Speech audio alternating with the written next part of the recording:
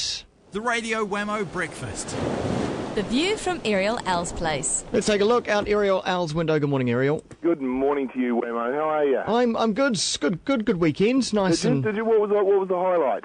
The highlights.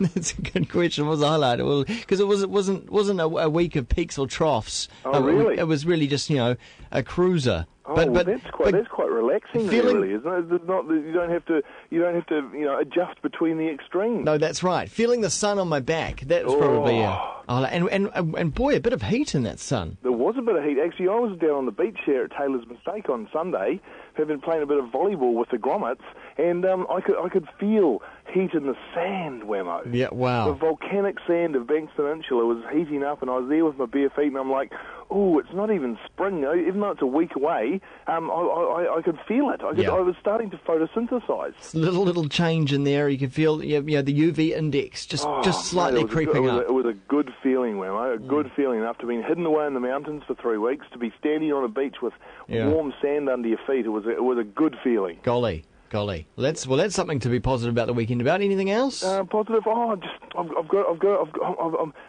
getting hooked into something, Wammo, and I need to talk about it. What is it?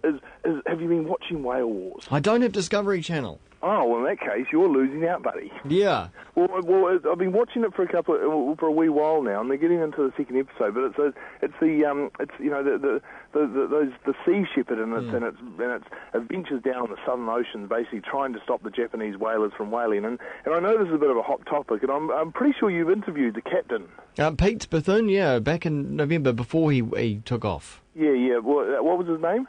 I interviewed Pete, but I've also interviewed. He was a shocker. The captain, but the thing that amazes me is that they get all these volunteers into the Southern Ocean, and they're down there doing a great cause. And don't correct me if I'm wrong, but they're down there doing amazing things. But the degree of unorganisation is quite phenomenal. Is it really? Yeah, but they're down there doing a good thing. But you just think, my God, someone's going to lose something at one stage, and when you're down there in the Southern Ocean and you're out there battling away and doing your thing, and I must admit, there is a caption right at the start of the program that says, what these guys get up to is definitely not of the view of Animal Planet. Paul Watson, that's him. Yeah, that's him. He's good on. Did you Google him right then? I did. Oh, you're a fast man on your machine, aren't you? But that surprises me because the level of disorganisation, because they've been down there many years now doing one what or they two do. or three of them have, but the rest of them are volunteers that they pull on board every now and then, and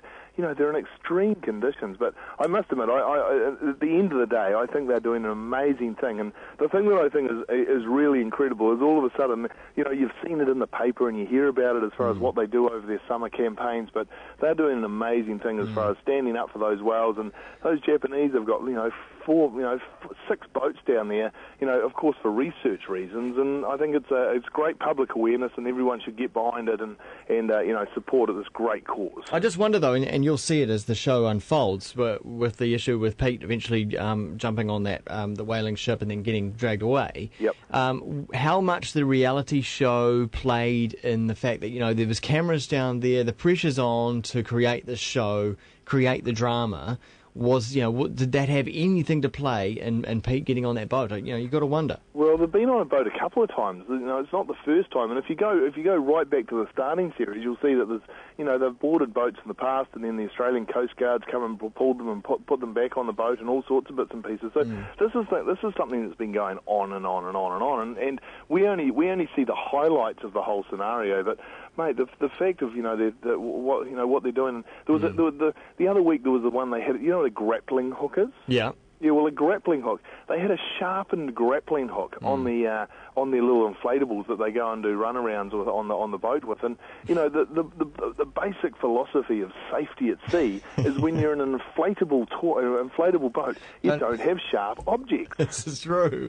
And all this other bits and pieces, and chemicals, and they're not quite. But no one's perfect. Well, so for me to be cynical on a good cause they're doing, I think is a wee bit offhand. But I do believe there's a bit of maritime safety that has to get put into action. Interesting. You were watching that, and on Māori TV on the weekend, they played Earth Race, which which was a wee documentary about Pete and the Earth Race boat's first attempt to go around the world in record time on biodiesel. And boy, what the trials and tribulations they went through on that. Because of course he did it twice. Second time round he succeeded. First time they eventually had to stop because there were so many issues with the boat. And there was also that issue where they hit that fisherman and he died. So there was Pete and that boat went through a whole heck of a lot. And tell you what, it was gutting at the end of that documentary to know eventually what happened to that boat. I know, and keeping it nautical, I think we're on a bit of a nautical theme this morning. Have you heard an update on how those jet skiers are going as far as going across the world on jet skis? No idea, but I'm sure they've got a website with GPS on it, so you can figure out where they are. To it. And keeping it even nautical again, did you hear the fishing boat, the big fishing boat that went down off Dunedin the weekend? That's odd, eh? That's weird. Whatever's going to come out of that, who knows? Well, no, it's a classic situation of a big boat, and of course the boat has been leased by a fishing company, so the whole thing is the fish isn't even coming our way and going overboard, so a bit of karma could have been playing in there, but it was a classic tale of the captain going down with a ship. Yeah. You know, in going along there, but what did they lose the captain? What I found interesting was the fact that the fisherman that drowned didn't know how to swim. Yeah.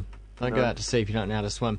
The captain didn't go down with it, did he? No, the captain went down. Oh. He was last seen on the bridge as the boat went over. Crikey. Sunk in 10 minutes. So there's a bit of romance in that story, I believe. And also nautical, in our thoughts, Laura Decker, the Dutch national, New Zealand born, 14-year-old. 14?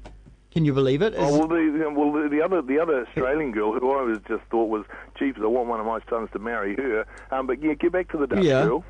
She's about to sail solo around the world. Oh, she's off. She's gone. Yeah. She's on a roll. And the boat called Guppy, 11.5 metre boat. Oh, my God. A trip expected to last a year or more. Yeah. Golly, that's young. Keeping it nautical. Yeah. I did something nautical on the weekend, Wammo. What?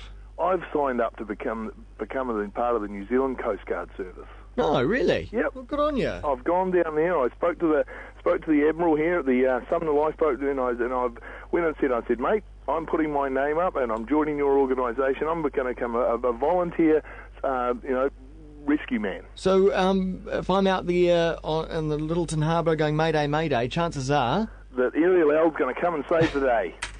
Good-o. There you go. Bit of good Samaritanism. Yeah, nice one. Well, I thought I might as well put something back, Wammo. Yeah, why not? Yeah, so when you're out there in your dinghy and your grappling hook's hooked into the side and you've got a slow blow and you don't know what to do, just call 111 and I'll be on the way. Ariel L, save me. Love your work, Wammo. Later. Bring on the swing. It's Kinka PC.